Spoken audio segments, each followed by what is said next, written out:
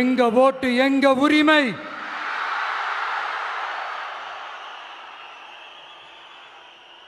எங்களை யாரும் விலைக்கு வாங்க முடியாது.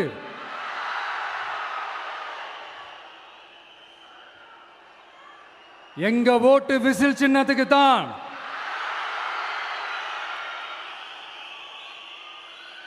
யாரையும் நம்பி ஏமாற மாட்டோம். எங்க வார்த்தையிலிருந்து மாற மாட்டோம். இது நிஜம். தேங்க்யூ.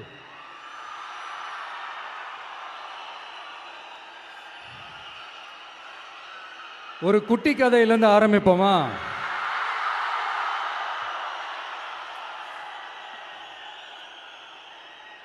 ஒரு பெரிய ஊர், ஒரு 4 ரோடு ஜாயிண்ட் ஆகிற மாதிரி ஒரு ஜங்ஷன்,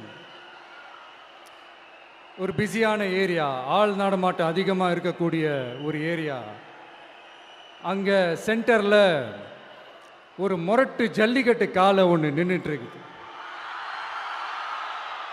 காலில் மண்ணை வீசிக்கிட்டு சீறிக்கிட்டு அப்படியே நின்றுட்டு இருக்குது. யாருமே பக்கத்தில் போக முடியல. அந்த இடம் ஒரு கேஷுவலாக மாறணும் அப்படின்னா அந்த காளையை அடக்கி அமைதியாக்கினா தான் மறுபடியும் ஒரு பேக் டு நார்மல் சுச்சுவேஷனுக்கு அந்த இடம் மாறும். அந்த ஊரில் இருக்கிற ஒரு சில பேருக்கு மட்டும்தான் அந்த காளை அடங்கும். அவங்க யாருமே அங்கே இல்லை. ஆனால் அந்த க்ரௌடில் இருந்த ஒரு சில பேர், ஆல்ரெடி அந்த காளையை அடக்கணவங்களோடு இருந்த ஒரு சில பேர், எங்களுக்கு இல்லாத அனுபவமா? நாங்க பார்க்காத காளையா? நாங்க பார்க்காத மாடா? நாங்க போய் அடக்குறோம்னு சொல்லிட்டு உள்ள போறாங்க. ஒருத்தராலையும் அந்த காளையை தொடக்கூட முடியல. எல்லாரையும் அடிச்சு வீசி தூக்கி போட்டுருச்சு. இப்போ என்னடா பண்றது அப்படின்னு பார்க்கும்போது அந்த கூட்டத்தை விலக்கிட்டு ஒரு சின்ன பையன் ஒரு என்ட்ரி ஒன்று கொடுக்குறான். உங்களுக்கு தான் தெரியும்ல, டேய் எங்களாலே முடியல, நீ எல்லாம் என்னத்தை போய் கிழிக்க போற? எங்களுக்கு அவ்வளோ அனுபவம் இருக்குது, நாங்களே அடிபட்டு ஓரமாக படுத்து கிடக்கிறோம். இவன் விளையாட்டுத்தனமாக ஏதோ பண்ணிட்டு கிடக்கிறான். பாவம் அந்த காளைகிட்ட போய் அடிபட்டு சாவ போகிறான். பச்சா பையன், அந்த பையன், இந்த பையன், அண்டர் எஸ்டிமேட் பண்ணுறது, ஏளனமாக பேசுறது, இப்படி ஒரு பக்கம். இன்னொரு பக்கம் பரிதாபப்பட்டு, ஐயோ பாவமே, இப்படி தனியாக போய் மாட்டிக்கிட்டானே அந்த காளைகிட்ட, என்ன பண்ண போகிறானோ அப்படின்ட்டு ஒரு பக்கம் பரிதாபப்பட்டு பேசுகிறாங்க. அந்த சின்ன பையன் எதுவுமே காதலையே போட்டுக்காம 2 பாக்கெட்லையும் கையை விட்டுக்கிட்டு ஸ்டைலா கெத்தா தில்லா அப்படியே உள்ள போறான். ஒரு ஸ்டெப் எடுத்து வைக்கிறான், அந்த காலை அப்படியே சீறிக்கிட்டே நின்றுட்டு இருக்குது. இன்னொரு ஸ்டெப் எடுத்து வைக்கிறான், காலை அப்படியே சீறிக்கிட்டே முன்னாடி வருது. மக்கள் எல்லாரும் பதட்டத்தோடு அப்படியே பார்த்துட்டு இருக்கிறாங்க. இன்னொரு ஸ்டெப் எடுத்து வைக்கிறான், காலை அப்படியே முட்டை வரும்போது பாக்கெட்டுக்குள்ள மறைச்சி வச்சிருந்த 2 புல்லுக்கட்டு அதை அந்த காளை கிட்ட காட்டுறான். காளை அப்படியே சடனாக வந்து நின்று அது மூடெல்லாம் மாறி அந்த புல்லுக்கட்டை சாப்பிட ஆரம்பிச்சிருச்சு. அந்த சின்ன பையனும் அந்த காளையை அப்படியே தடவிக்கிட்டு வரான். காளையும் பக்கத்தில் ஒரு குழந்தை மாதிரி நடந்து வந்துக்கிட்டு வருது. பக்கத்தில் இருந்த ஒரு வயல்வெளியில் அந்த காளையை மேய விட்டுட்டு வரான். மக்கள் எல்லாரும் அந்த பையனை ஆச்சரியமாக பார்க்குறாங்க. அந்த அடிபட்டு கிடந்த அந்த அனுபவசாலிங்க தலையை தொங்க போட்டு நின்றுட்டு இருக்கிறாங்க. ஏன்னா பேசின பேச்சு அப்படி. வாய் இருக்குன்றதுக்காக நக்கலுமா நையாண்டியுமா நச நச நச நசன் ஒரே பேச்சு. என்ன பண்றது, தலையை குனிஞ்சு அப்படியே நின்றுட்டு இருக்கிறாங்க. அங்கே ஒரு பெரியவர் வர்றார். வந்து அந்த பையன்கிட்ட கேட்குறாரு, எப்படிப்பா இப்படி ஒரு முரட்டு காலை சீறிட்டு நின்றுட்டு இருந்தது, எப்படி அந்த காளையை அடக்கின அப்படின்னு கேட்டதுக்கு அந்த பையன் சொல்கிறான், ஐயா எனக்கு அந்த காளையை பார்த்தா கோபமாக இருந்த மாதிரிலாம் எனக்கு தெரியல, அந்த காலை பசியோடு இருந்த மாதிரி இருந்தது. அதனால தான் அந்த புல்லுக்கட்டை காமிச்சவனை ஓகே நமக்கு தேவையானது கிடச்சிருச்சு அப்படின்னோடனே அந்த புல்லுக்கட்டை சாப்பிட்டுட்டு நம்மளோட அப்படியே ஜாலியாக வாக்கிங் வந்துருச்சு அப்படின்னு சொன்னான்.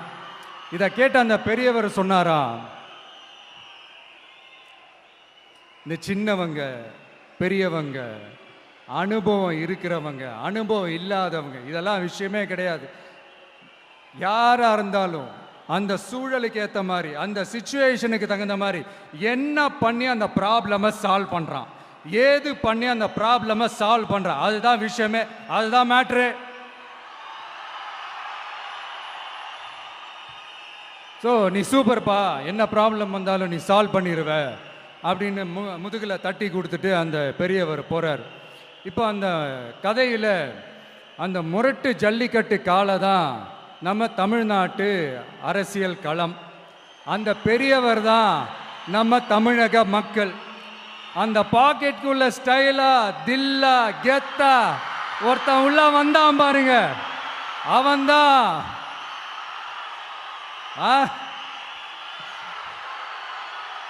நான் இல்லைங்க, நான் இல்லை, நானு நீங்க நாம எல்லாருமா சேர்ந்து மாபெரும் மக்கள் சக்தியா இருக்கக்கூடிய நம்ம டிவிகே, அதுதான் அந்த சின்ன பையன்.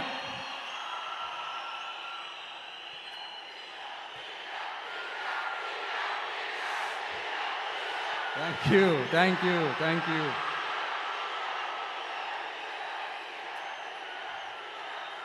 மக்களை நேசிக்கிற ஒரு நல்ல தலைமை இல்லாததுனால இத்தனை வருஷமா வேற வழி இல்லாம ஸ்டாலின் சார் கொடுத்த அந்த பொய்யான வாக்குறுதிகள் எல்லாத்தையும் நம்பி ஏமாந்த நம்ம மக்களுக்கு சரியான நேரத்தில் ஒரு வெகுஜன மக்கள் இயக்கமா வந்தது தான் நம்ம டிவிக்கு. அந்த முரட்டு ஜல்லிக்கட்டு கால கதை ஏன் சொன்னோம், எதுக்கு சொன்னோம், யார் யாருக்கெல்லாம் சொன்னோங்கிறது புரிய வேண்டியவங்களுக்கு புரியும்னு நினைக்கிறேன்.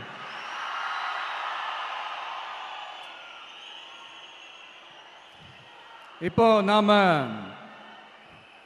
ஒவ்வொரு வீட்டில் உயிரா உணர்வா இருக்கிறோம். ஆனால் நான் உங்க எல்லாரையும் நேரில் சந்திக்கணும், நீங்கள் இருக்கிற ஊருக்கே உங்களை சந்திக்கணும் அப்படின்றது தான் எனக்கு மனசில் இருக்கிற ஒரு பெரிய ஆசை.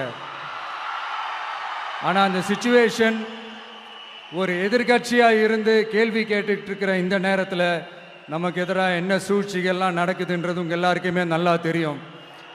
அதனால் இப்போ உங்களுக்கு ஒரு வாக்குறுதியை கொடுக்குறேன், நம்மளுடைய ஆட்சி அமைஞ்சதும் ஒவ்வொரு கிராமத்துக்கும் நான் நேரடியா வந்து என்னுடைய சொந்தங்களாகிய உங்க எல்லாரையும் நான் சந்திக்கிறேன்.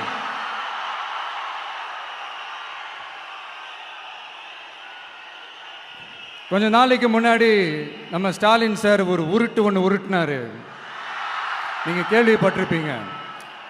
இப்போ வரப்போற எலெக்ஷன் எதுக்கான எலெக்ஷன்? நம்ம சட்டமன்ற தமிழ்நாடு சட்டசபைக்கான ஒரு தேர்தல் இல்லையா? இதே தமிழ்நாட்டுக்கும் டெல்லிக்குமான ஒரு எலெக்ஷன் அப்படின்னு சொல்கிறாங்க. இன்னும் கொஞ்சம் மேலே போய் தமிழ்நாட்டுக்கும் என்டிஏவுக்குமான ஒரு எலெக்ஷன் அப்படின்னு சொல்கிறாங்க. என்ன சார், டெல்லியில் ஏதாவது நிற்க போகிறீங்களா? அப்புறம் ஏன் தமிழ்நாட்டுக்கும் டெல்லிக்குமான ஒரு எலெக்ஷன் சொல்கிறீங்க? அப்புறம் இது ஏதாவது பார்லிமெண்ட் எலெக்ஷனா, பிரதமர் பதவிக்கு ஏதாவது போட்டி போடுறீங்களா? அப்புறம் ஏன் அதை தமிழ்நாட்டுக்கும் என்டிஏவுக்குமான ஒரு எலெக்ஷன் சொல்கிறீங்க? எங்களுக்கு புரியலையே சார், இது என்ன லாஜிக்னு எங்களுக்கு புரியலையே. எந்த எலெக்ஷனை எப்படி டீல் பண்ணணும், எப்படி ஹேண்டில் பண்ணணுன்றது நம்ம தமிழ்நாட்டு மக்களுக்கு தெளிவாக தெரியும். நம்ம தமிழ்நாட்டு மக்கள் மாதிரி ஒரு தெளிவான மக்களை நீங்கள் பார்க்கவே முடியாது. சூப்பர் கிளாரிட்டியோட சூப்பர் மக்கள் சார் நம்ம மக்கள்.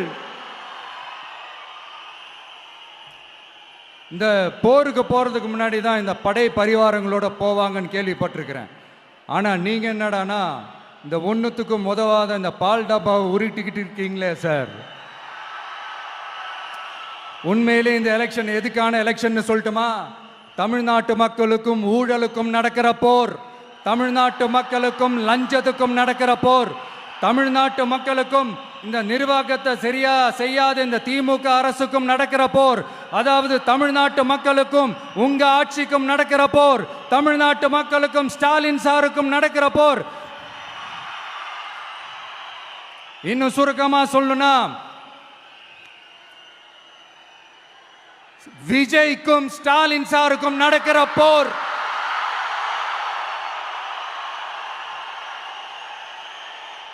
இதுக்கு நடுவுல இந்த என்டிஏ டெல்லி இதெல்லாம் என்ன லாஜிக்னே புரிய மாட்டேங்குது சார்.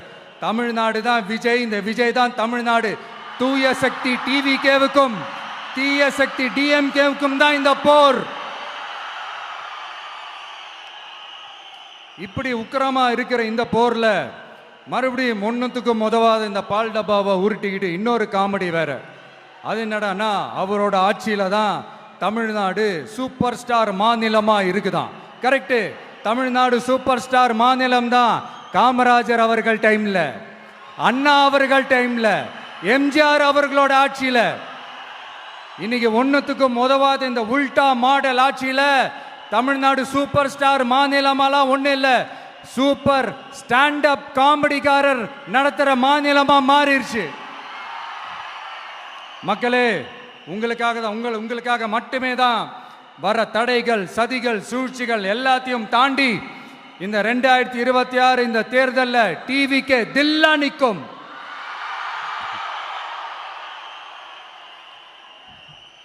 இதுவரைக்கும் நடந்த எலெக்ஷன் வேற, இப்ப நடக்க போற எலெக்ஷன் வேற. ஒவ்வொரு 5 இயர்ஸுக்கும் நடக்கிற எலெக்ஷன் மாதிரி இதை நினைச்சிடாதீங்க. 50 வருஷத்துக்கு ஒரு வாட்டி நடக்க போற ஒரு எலெக்ஷன் மாதிரி இது. அதிசய எலெக்ஷன். ஒரு எலெக்ஷன்ல அவங்களோட எதிரிகளை தான் எதிர்ப்பாங்க, அப்படிதான் எதிர்ப்பாங்க, அதுதான் யதார்த்தமும் கூட. ஆனா இந்த எலெக்ஷன்ல தான் ஒட்டுமொத்தமா எல்லாருமா சேர்ந்து ஒருத்தனை எதிர்க்கிறாங்க. ஒட்டுமொத்தமா எல்லாருமா சேர்ந்து இந்த விஜயை எதிர்க்கிறாங்க. ஏன்னா இந்த விஜய் ஊழலை எதிர்க்கிறான், லஞ்சத்தை எதிர்க்கிறான், மக்களோட மக்களா நிக்கிறான். அந்த மக்கள் அவன் கூட நிக்கிறாங்க. அந்த காண்டு எப்படி, அந்த காண்டு தான் ஒட்டுமொத்தமா எல்லாருமா சேர்ந்து ஒருத்தனை எதிர்க்க காரணம். நீங்க எப்படி வேணா எதிர்த்துக்கங்க, ஆனா போட்டி 2 பேருக்கு நடுவில் தான். ஒண்ணு இன்னொன்னு. இந்த எலெக்ஷன் டேல மேக்சிமம் என்ன பண்ணுவீங்க? போவீங்க, ஓட்டு போடுவீங்க, வருவீங்க, அவ்வளவுதான் உங்களுடைய பார்ட்டிசிபேஷன். ஆனா இந்த எலெக்ஷன்ல நீங்க பங்கெடுத்துக்க போறீங்க. எஸ், உங்க வீட்டில் இருக்கிற ஒரு விஜய் தான், உங்க வீட்டில் இருக்கிற ஒரு விஜய் தான் வேட்பாளரா நிக்க போறாங்க. உங்க வீட்டில் இருக்கிற நிக்கிற ஒரு வேட்பாளர்னா அப்போ உங்க வீட்டில் இருக்கிற மற்றவங்க எல்லாருமே வாக்காளர்கள் தானே. உங்க அம்மா, உங்க அப்பா, உங்க அண்ணன், உங்க தம்பி, உங்க சொந்தம் டிவிக்கே வேட்பாளர் அப்படின்னா அப்போ உங்க ஓட்டு விசில் சின்னத்துக்கு தான் எல்லாருக்குமே தெரியும்.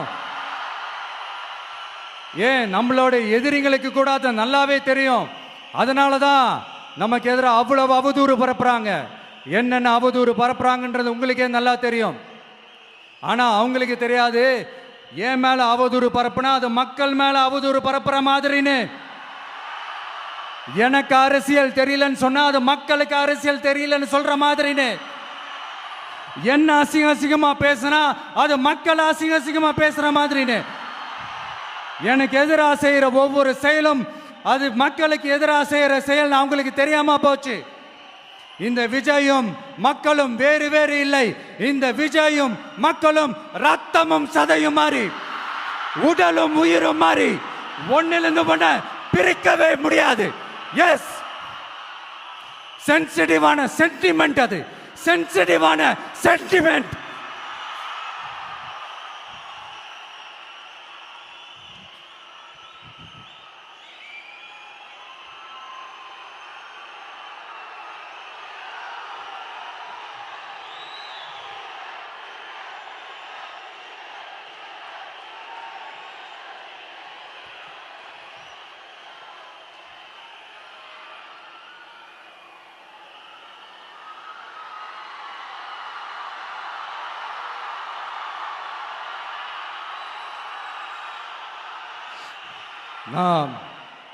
சாரி, இதை யாரும் அசைக்க முடியாது. மக்களை நேசிக்கிற விஜய் வேணுமா, மக்கள் விரோத ஆட்சி நடத்துற ஸ்டாலின் சார் வேணுமா? இந்த விஜய் நம்புறீங்களா, ஸ்டாலின் சார நம்புறீங்களா? proof, this is the proof.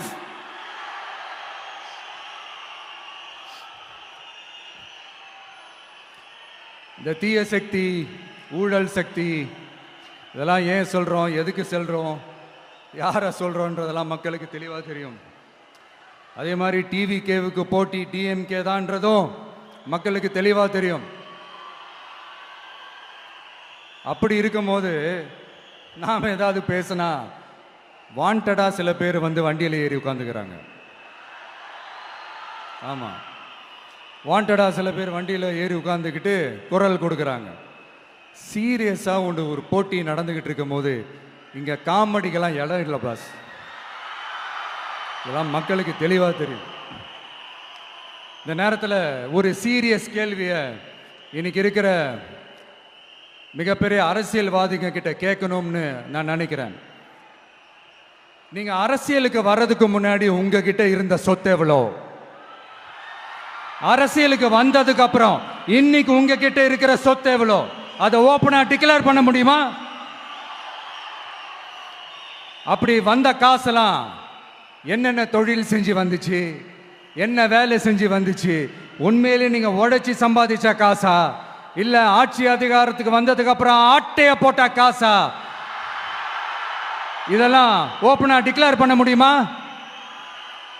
இதெல்லாம் நம்ம கேட்டா எல்லா ஊழல்வாதிகளும் ஒன்னா சேர்ந்து நம்ம மேல சேத்தவாரி வீசுவாங்க. அதை பத்திலாம் நமக்கு கவலை இல்லை. ஏன்னா நாம யாருன்னு மக்களுக்கு நல்லாவே தெரியும். எனக்கு ஒரு புது ஃப்ரெண்டு, புது நண்பர் ஒருத்தர் கிடைச்சிருக்கார். யார் தெரியுமா? தெரியாதா? முதல்வர் அவர்கள் தான். இப்போ ஒரு நிருபர் ஒருத்தர் கேட்ட கேள்விக்கு எனக்கு எதிரிகள்லாம் யாரும் இல்லை, அவங்க எல்லாருமே எனக்கு நண்பர்கள் தான் அப்படின்னு சொன்னாங்களே. அப்படி நாங்கெல்லாம் உங்களுக்கு நண்பர்கள்னா அப்புறம் ஏன் சார் கரூர் விஷயத்துல ஏன் மேல பழி தூக்கி போட்டீங்க?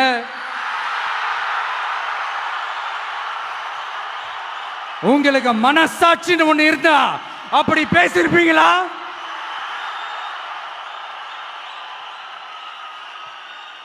அப்படி நாங்களாம் உங்களுக்கு நண்பர்கள்னா ஒரு ஈவெண்ட், ஒரு ஃபங்க்ஷன் நடத்துறதுக்கு ஒரு இடமோ ஒரு பர்மிஷனோ ஏன் கொடுக்க மாட்டேன்றீங்க? எல்லாத்தையும் நீங்களே பண்ணிட்டு போற போக்கில் அப்படியே பொய்களா அடிச்சு விட்டுக்கிட்டு இருக்கீங்க. உங்களோட உண்மையான நண்பர்கள் யாருன்னு சொல்லட்டுமா? லஞ்சம், ஊழல், அரசியல் ஆதாயம், இதெல்லாம் தான் உங்களோட உண்மையான நண்பர்கள். பர்சனலா நீங்க எப்படி வேணா இருந்துக்கங்க சார், நமக்கு அதை பத்தி கவலை இல்லை, நமக்கு அது அவசியமும் இல்லை. ஆனா உங்க ஆட்சி தான் தப்பான ஆட்சி, தமிழ்நாட்டுக்கு தேவையில்லாத ஆட்சி. கொஞ்ச நாளைக்கு முன்னாடி கற்பனையா ஒரு விஷயம் ஒன்று சொன்னேன். இந்த முதல்வர் கூட விசில் சின்னத்துக்கு தான் வாக்களிப்பாரு அப்படின்ட்டு கற்பனையா ஒன்று சொன்னேன். ஆனா இன்னைக்கு நிஜமாவே நமக்கு ஆதரவா ஒரு கோஷத்தை எழுப்பியிருக்கிறாங்க. அது என்ன தெரியுமா? எங்க வாக்கு சாவடி வெற்றி வாக்கு சாவடியா. அதுக்கு அர்த்தம் என்ன தெரியுமா? எங்க வாக்கு சாவடி விஜய் வாக்கு சாவடின்னு அர்த்தம்.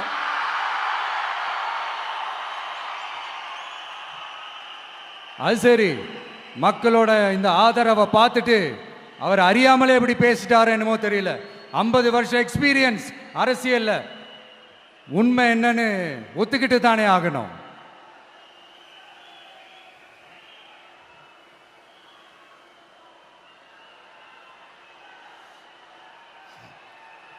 ஜனநாயகம்ங்கிறது பெரும்பான்மை ஆட்சி அதிகாரம் சார்ந்தது மட்டும் இல்லை, சிறுபான்மை மக்களின் உரிமைகள் உணர்வுகளும் புனிதம்னு நினைச்சு அதையெல்லாம் காப்பதற்கு பெயர் தான் ஜனநாயகம்னு 1963 அறிஞர் அண்ணா பார்லிமெண்ட்ல பேசினதை நாம இங்க சொல்றது ரொம்ப பொருத்தமா இருக்கும்.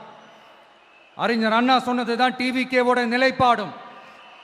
இந்த ஸ்டாண்ட்ல நாம 100% உறுதியா இருப்போம். யாருக்காகவும் எதுக்காகவும் இதுல சமரசமே கிடையாது. மதச்சார்பற்ற சமூக நீதி தன்மை தான் நம்ம அடிப்படை கொள்கைகள் ஒன்று, அதில் எந்த மாற்றமும் எப்பவும் கிடையாது. ஆனால் இதெல்லாம் மறந்துட்டு எப்படியாவது எதையாவது செஞ்சு ஓட்டு வாங்குறதுக்காகவே இங்கே சில பேர் இருக்கிறாங்க. அவங்கள மாதிரி நமக்கு அப்படி சில பிரச்சனைகள்ல எரியற நெருப்புல எண்ணெயை ஊத்துற எண்ணமே இல்லை.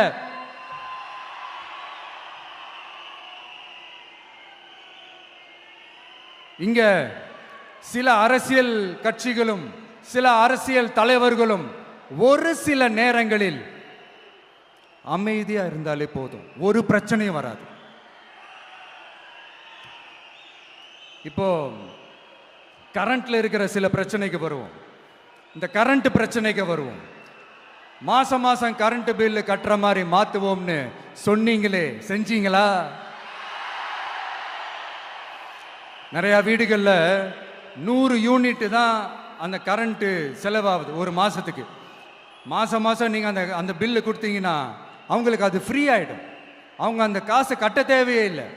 ஆனா 2 மாசத்துக்கு ஒரு வாட்டி அந்த பில்லு கொடுத்தீங்கன்னா, இப்போ சப்போஸ் அது 200 யூனிட்டுக்கு மேலே போச்சுன்னா அது அவங்களுக்கு ஒரு மிகப்பெரிய சுமை தானே. இது எந்த கணக்கில் எடுத்துக்கிறது? ஒரு மாதிரி ஒரு மாடர்ன் கரப்ஷன் அப்படின்னு எடுத்துக்கலாமா? அடுத்து பஸ் வசதி. நிறைய கிராமங்களில் பஸ் வசதி இல்லைன்னு சொன்னா இந்த ஒட்டுமொத்த திமுக அரசும் கத்திக்கிட்டு வந்துருவாங்க. நாங்க பஸ் விடாத கிராமங்களே இல்லை அப்படின்னு சொல்லுவாங்க. அப்படியே அது உண்மை அப்படின்னா முதல்வர் அவர்கள் கிட்ட நம்ம தங்கச்சி ஒருத்தவங்க ஒரு கேள்வி கேட்டாங்களே, எங்க ஊருக்கு ஒரு மினி பஸ் ஆவது விடுங்க சார் அப்படின்னு கேட்டாங்களே, அது எந்த கணக்கில் எடுத்துக்கிறது? நிறைய மலை கிராமங்கள்ல பஸ் வசதி இல்லை, நிறைய மலை கிராமங்கள்ல ஹாஸ்பிட்டல் வசதி இல்லை. இது ரெண்டுமே எவ்வளவு முக்கியமான ஒரு விஷயங்கள். பஸ் வசதியும் ஹாஸ்பிட்டல் வசதியும் இல்லாததுனால வீட்டிலேயே பிரசவம் பார்க்கிற அந்த ஆபத்து இருக்குதுன்னு எவ்வளவு நியூஸ் பார்க்கிறோம். இதெல்லாம் எந்த கணக்கில் சேர்த்துக்கிறது? அடுத்து இது எல்லா மீட்டிங்லயும் பேசுறதுதான், பெண்களுக்கு பாதுகாப்பு நம்பர் 1 இருக்குது தமிழ்நாட்டில் அப்படின்னு சொல்றாங்க.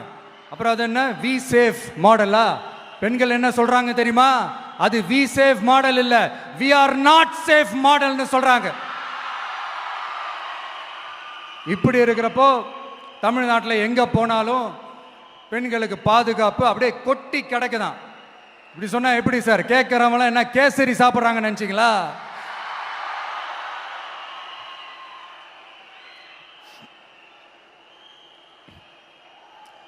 அடுத்து இந்த சட்டம் ஒழுங்கு, அது காணாம போய் ரொம்ப நாள் ஆச்சு. இவன் வேற, இந்த விஜய் வேற, எங்க போனாலும் இந்த மக்கள் கிட்ட இந்த சட்டம் ஒழுங்கை பத்தி பேசி ஞாபகப்படுத்திக்கிட்டே இருக்கான்னு முதல்வர் அவர்கள் அவங்க கூட இருக்கிறவங்க கிட்ட எல்லாம் சங்கடப்பட்டாராம்.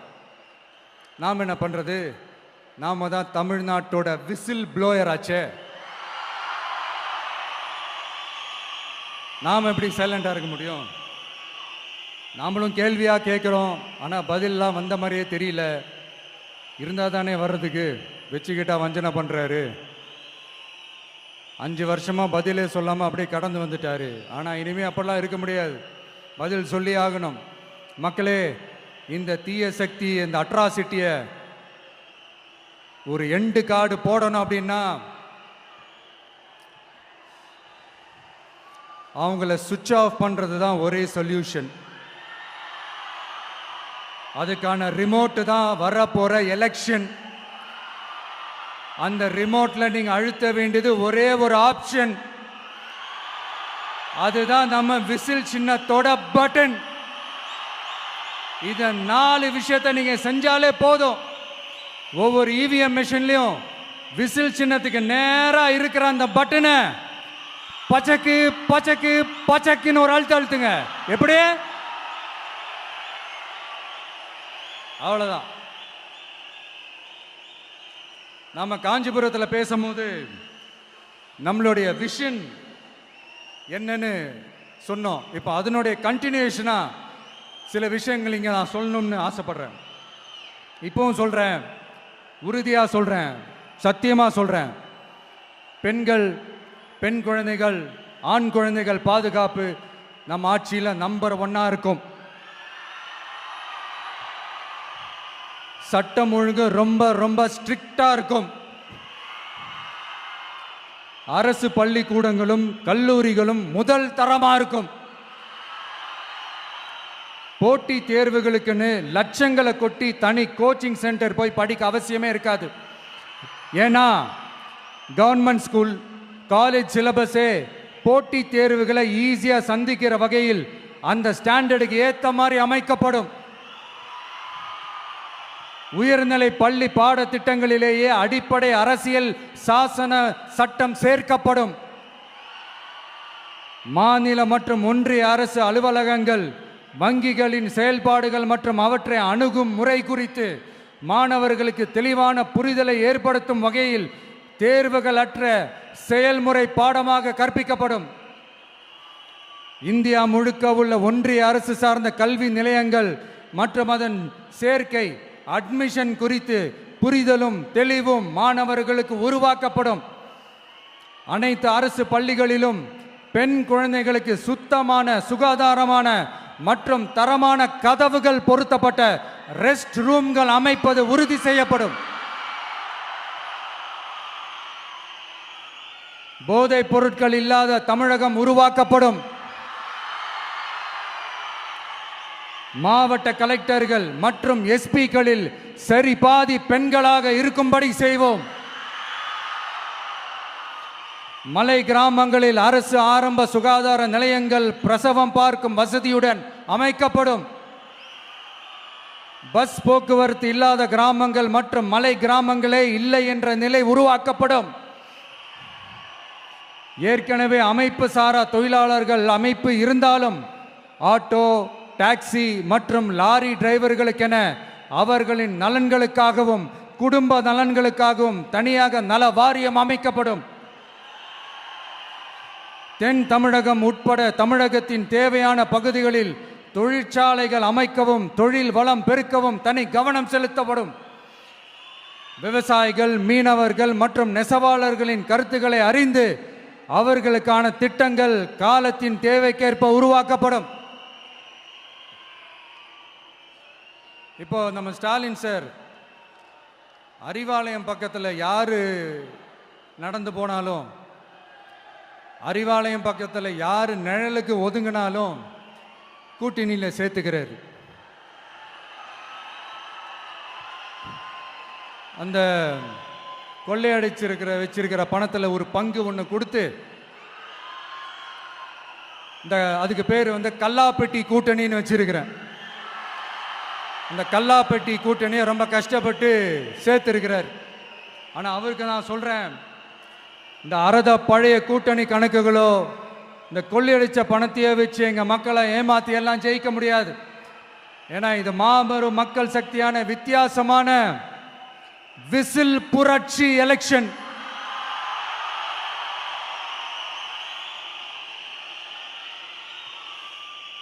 உங்களோட நான் இருக்கேன், நம்மளோட நம்ம மக்கள் இருக்கிறாங்க. இதுக்கு மேல என்ன வேணும்? கான்பிடென்ட்டா இருங்க, நல்லதே நடக்கும், வெற்றி நிச்சயம். மீண்டும் சந்திக்கும் வரை நன்றி, வணக்கம்.